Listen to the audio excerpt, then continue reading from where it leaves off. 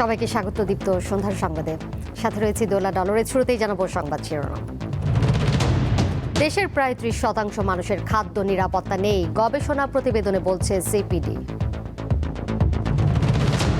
জাপানে ভূমিকম্পে মৃতের সংখ্যা বেড়ে দাঁড়িয়েছে ৩৪ জনে, উদ্ধার কার্যক্রম অব্যাহত। ২৩ বছর পর অস্ট্রেলিয়ায় টেস্ট সিরিজ খেলতে কাল রাতে ঢাকা ছাড়বে বাংলাদেশ দল।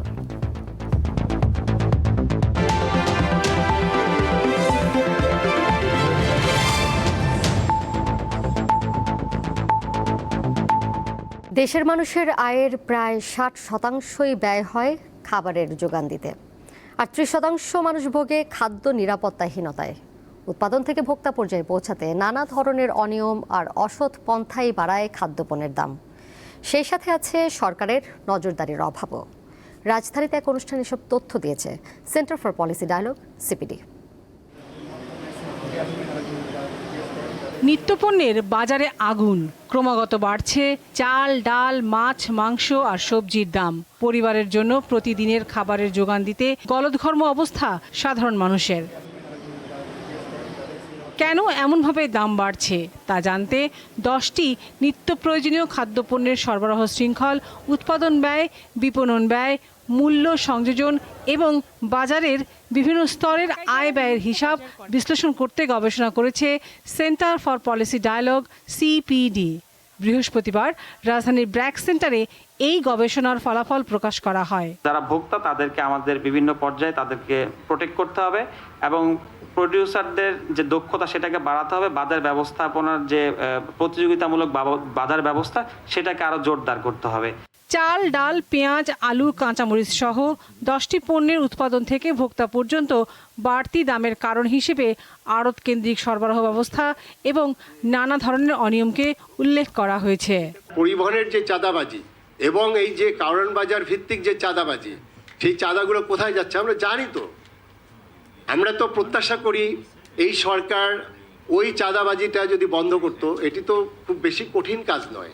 কারা চাঁদা নিচ্ছে, কোথায় যাচ্ছে, তা কারা জড়িত সবই আমরা জানি না। আমরা তো সেই ব্যবস্থা দেখছি না। কেবলমাত্র মধ্যস্বত্বভোগীকেই দায় দেওয়া যাবে না। কেন আসলে ভোক্তা এবং কৃষক বা শ্রমজীবী মানুষ যে দুর্ভোগের মধ্যে পড়ছে সেটার ক্ষেত্রে সরকারের যে ব্যবস্থাপনা সেটা খুব গুরুত্বপূর্ণ আমাদের কাছে মনে হয়। বক্তারা বলেন, পণ্যের মূল্যবৃদ্ধি মানুষের ক্রয় ক্ষমতা কমিয়ে দেয়। উৎপাদন বাড়াতে না পারলে দাম কমানো সম্ভব নয়।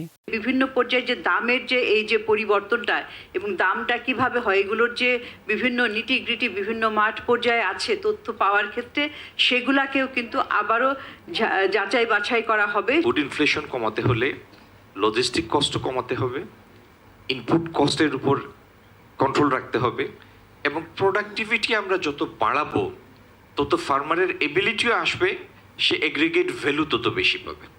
এগুলি যা বললাম এ করতে হবে মানে তো আপনার করতে হবে না, আমার করতে হবে। খাদ্যের উচ্চ মূল্যস্ফীতি দেশের অর্থনীতির জন্য বড় উদ্বেগের বিষয় বলেও মন্তব্য করেন তারা। তাদের এই পার্সেন্টেজ স্প্রেডটা বেশি। লাবণী গুহ, দীপ্ত সংবাদ, ঢাকা। 3 দিনের সরকারি সফরে দুপুরে ঢাকায় পৌঁছেছেন যুক্তরাষ্ট্রের দক্ষিণ ও মধ্য এশিয়া বিষয়ক বিশেষ দূত সার্জিও গরের। সফরকালে প্রধানমন্ত্রী তারেক রহমানের সঙ্গে বৈঠক করবেন তিনি। পাশাপাশি বিভিন্ন রাজনৈতিক দলের নেতা, পেশাজীবী এবং নাগরিক সমাজের প্রতিনিধিদের সঙ্গে মতবিনিময় কর্মসূচি রয়েছে তার। সফরের অংশ হিসেবে তিনি কক্সবাজারে রোহিঙ্গা শরণার্থী শিবির পরিদর্শন করবেন। ধারণা করা হচ্ছে সার্জিও গরের ঢাকা সফরের অন্যতম প্রধান উদ্দেশ্য বাংলাদেশের বর্তমান পররাষ্ট্রনীতির অগ্রাধিকার এবং ঢাকা ওয়াশিংটন সম্পর্কের ভবিষ্যৎ দিক নিয়ে আলোচনা করা। সাম্প্রতিক আঞ্চলিক কূটনৈতিক তৎপরতার পরিপ্রেক্ষিতে বাংলাদেশের কৌশলগত অবস্থান সম্পর্কে স্পষ্ট ধারণা নিতে আগ্রহী যুক্তরাষ্ট্র। এছাড়া বাংলাদেশ ভারত সম্পর্কও আলোচনায় গুরুত্ব পেতে পারে।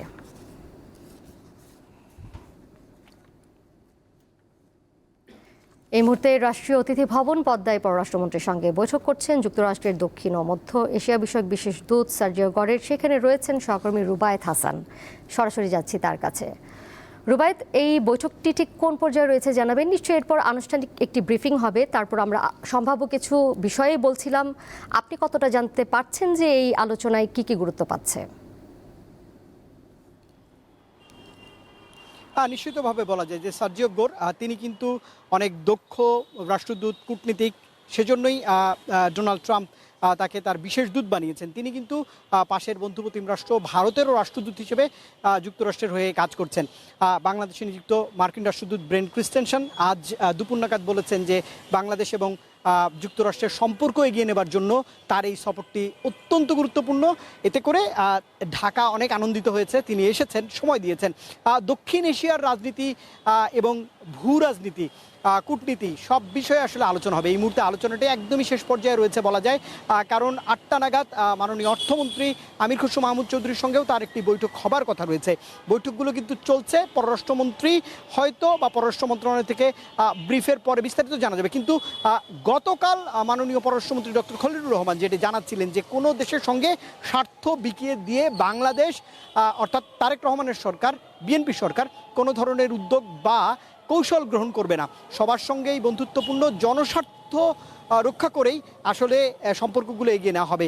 সেক্ষেত্রে মার্কিন যুক্তরাষ্ট্র বাংলাদেশের বড় পার্টনার, এই বার্তা তিনি দিয়েছেন। আপনি জেনে থাকবেন যে খবরেই বলছিলেন বাংলাদেশ ভারত সম্পর্ক উন্নয়নে সার্জিও গোরের এই সফর গুরুত্ব বহন করে। আগামীকাল তিনি রোহিঙ্গা শিবিরে যাবেন। রোহিঙ্গাদের মানবিক বিপর্যয় এবং তাদের কৌশলগত ব্যবস্থাপনা, আশ্রয়ন এবং সহায়তার ব্যাপারটি তিনি স্বচক্ষে দেখবেন। এটি গুরুত্বপূর্ণ বিষয়। এই সংকটের প্রায় 10 বছর হতে চলেছে। সেই সংকটে যুক্তরাষ্ট্র কতটা বাংলাদেশকে সহযোগিতা করবে, সার্জিও গোর রোহিঙ্গা শিবিরে যে হয়তো সেই দিক নির্দেশনাও ট্রাম্প প্রশাসনকে দেবার চেষ্টা করবেন। মাননীয় প্রধানমন্ত্রীর সঙ্গে শনিবার তার বৈঠকের কথা রয়েছে।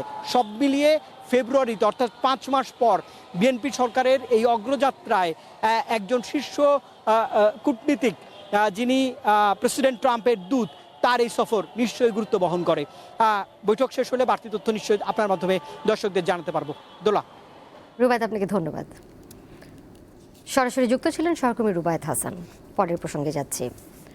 জুলাই গণঅভ্যুত্থানে মানুষের আত্মত্যাগ এবং পরবর্তী নির্বাচনের মাধ্যমে রাষ্ট্র ও প্রশাসনে কাঙ্ক্ষিত পরিবর্তন না হওয়ায় আক্ষেপ প্রকাশ করেছেন বিএনপি মহাসচিব মির্জা ফখরুল ইসলাম আলমগীর। বৃহস্পতিবার সকালে জুলাই গণঅভ্যুত্থান দিবস উপলক্ষে তথ্য ও সম্প্রচার মন্ত্রণালয় আলোচনা সভায় অংশ নিয়ে তিনি এমন আক্ষেপ প্রকাশ করেন।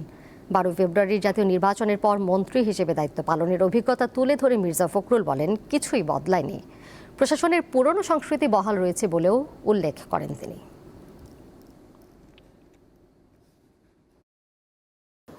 আমার এই 4-5 মাসের মন্ত্রিত্বের অভিজ্ঞতা আপনাদেরকে বলা দরকার। আমি দেখছি যে কিছুই বদলায়নি। একইভাবে আপনারা যারা ঘুষ খেত তারা ঘুষ খাওয়ার ফন্দি বিক্রি করছে, একইভাবে যারা আটকে দিত ভালো একটা কাজকে আটকে দিচ্ছে, একইভাবে ওই আমি বললাম যে আপনার ভোট পাল্টাচ্ছে, পাল্টে দিয়ে চলে আসছে। যাচ্ছি পরের প্রসঙ্গে। দেশের অন্যতম শীর্ষ বিদ্যাপীঠ সেন্ট্রাল উইমেন্স ইউনিভার্সিটিতে অনুষ্ঠিত হলো নবীন শিক্ষার্থীদের ওরিয়েন্টেশন। বৃহস্পতিবার রাজধানীর টিকাটল্লিতে বিশ্ববিদ্যালয়ের নিজস্ব ক্যাম্পাসে এর আয়োজন করা হয়। অনুষ্ঠানে বিশ্ববিদ্যালয় জীবনের শুরুতেই লক্ষ্য নির্ধারণ, দক্ষতা অর্জন এবং আত্মবিশ্বাসী হয়ে গড়ে উঠতে শিক্ষার্থীদের প্রতি আহ্বান জানান শিক্ষকরা। নতুন স্বপ্ন, নতুন সম্ভাবনা আর নতুন পথ চলার প্রত্যয়ে মুখরিত রাজধানীর টিকাটুলিতে অবস্থিত সেন্ট্রাল উইমেন্স ইউনিভার্সিটির ক্যাম্পাস। উপলক্ষ ফল 2026 সেমিস্টারের ওরিয়েন্টেশন অনুষ্ঠান। উচ্চতর শিক্ষার জন্য ভর্তি হওয়া নতুন শিক্ষার্থীরা জানান, নিজেদের দক্ষ ও যোগ্য নাগরিক হিসেবে গড়ে তুলতে তারা বেছে নিয়েছেন এই বিশ্ববিদ্যালয়কে। ওনাদের শিক্ষা ব্যবস্থা সবকিছু অনেক ভালো, প্লাস অনেক দায়িত্ববান সবাই। আমি ইনশাআল্লাহ নিজেকে অনেক ভালো একটা জায়গায় দেখতে চাই, যেখানে থাকলে আমার বাবা মা সহ সবাই আমি প্রাউড ফিল করতে চাই। এখানে ফ্যাকাল্টিগুলো ভালো, টিচারগুলো অনেক হেল্পফুল, তাই এখানে ভর্তি হওয়া। অনুষ্ঠানের ট্রাস্টি বোর্ডের চেয়ারম্যান জানান, নতুন ক্যাম্পাসের জন্য জায়গা কেনা হয়েছে, যেখানে আধুনিক শিক্ষা ব্যবস্থার পাশাপাশি খেলাধুলারও পর্যাপ্ত সুযোগ রাখা হবে। এই ইউনিভার্সিটির জন্য একটা নতুন জায়গা কেনা হয়েছে, নতুন ক্যাম্পাসের জন্য। এখান থেকে খুব বেশি একটা দূরে না, এবং সেখানে খেলাধুলার জায়গা আছে। আশা করব আপনারা ছাত্ররা খেলাধুলার দিকে আরেকটু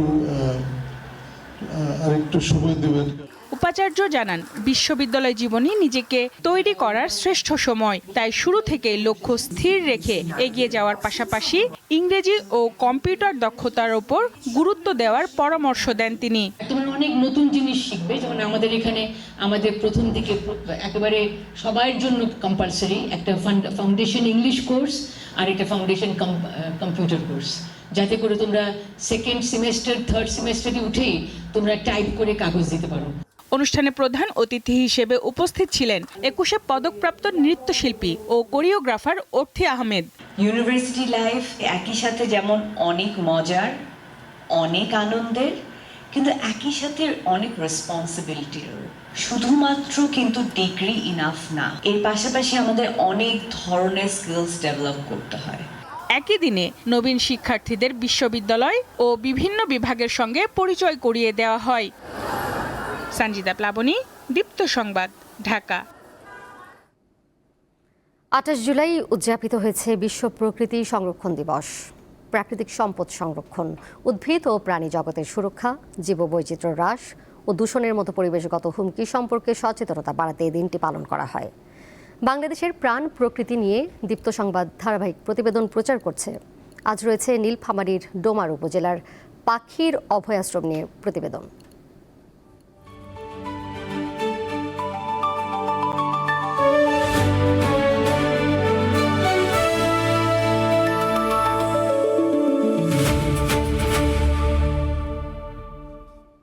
নীলফামারীর ডোমার উপজেলার চিলাহাটিতে গড়ে উঠেছে প্রায় 200 বছরের পুরানো পাখির অভয়াশ্রম। গ্রামটি এখন সবার কাছে পরিচিতি পেয়েছে পাখির গ্রাম হিসেবে। সেখানে পাখি দেখতে প্রতিদিন দূর দূরান্ত থেকে ভিড় করছেন দর্শনার্থী ও প্রকৃতিপ্রেমীরা। যান্ত্রিক শহরের কোলাহল থেকে অনেক দূরে, যেখানে সকালে ঘুম ভাঙে হাজারো পাখির ডাকে। বলছি উত্তরের শান্ত জনপদ নীলফামারীর কথা।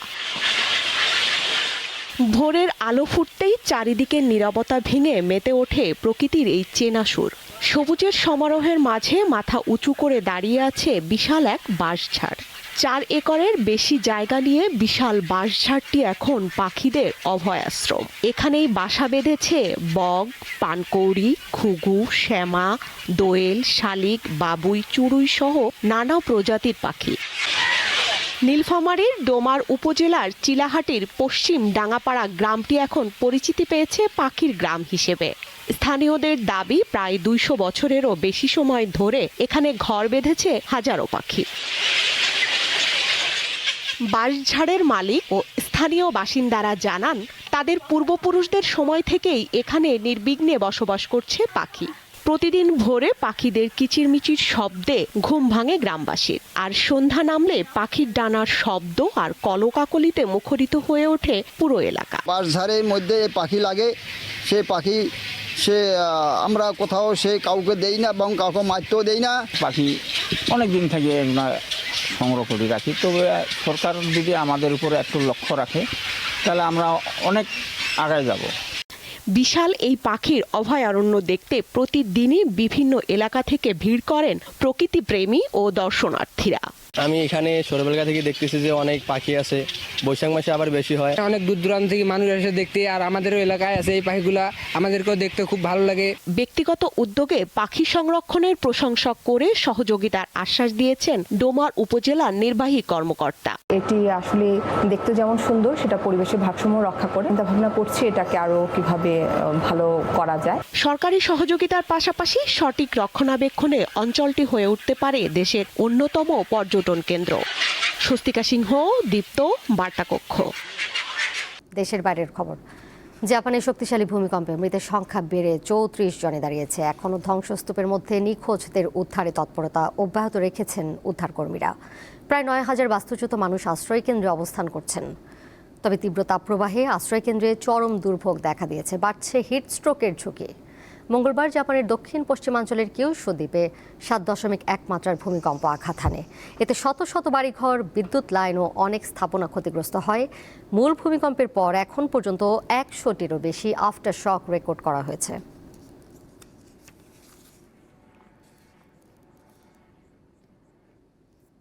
খেলার খবর।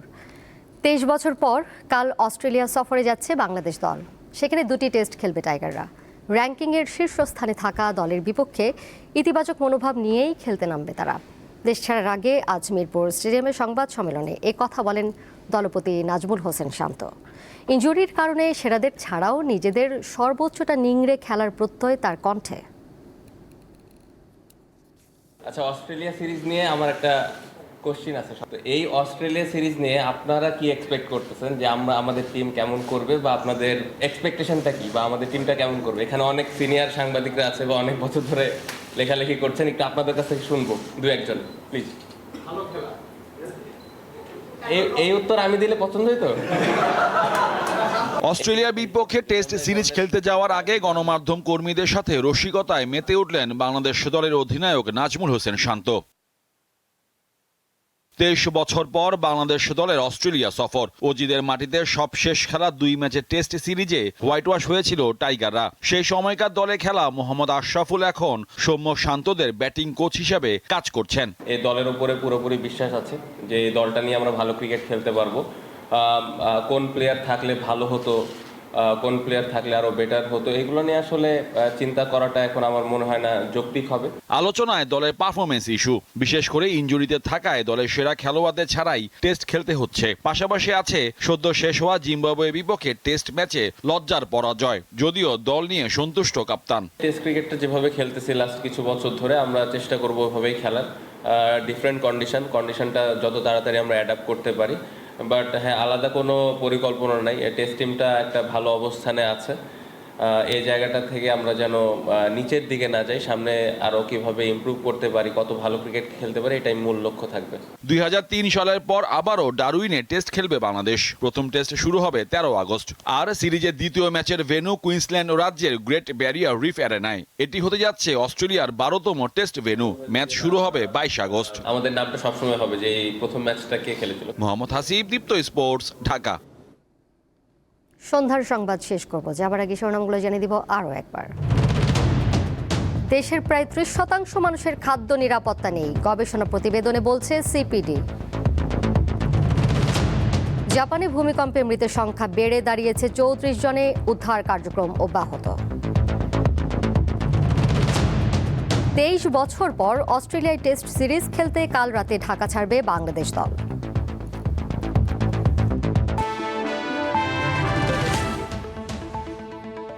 এই ছিল এখনকার মতো। পরের সংবাদ দেখবেন রাত 11টায়। এছাড়াও আরও তথ্য এবং বিনোদনের নানা খবরাখবর জানতে যুক্ত থাকুন দীপ্তর ডিজিটাল প্ল্যাটফর্মে। সবাইকে ধন্যবাদ এতক্ষণ সাথে থাকার জন্য।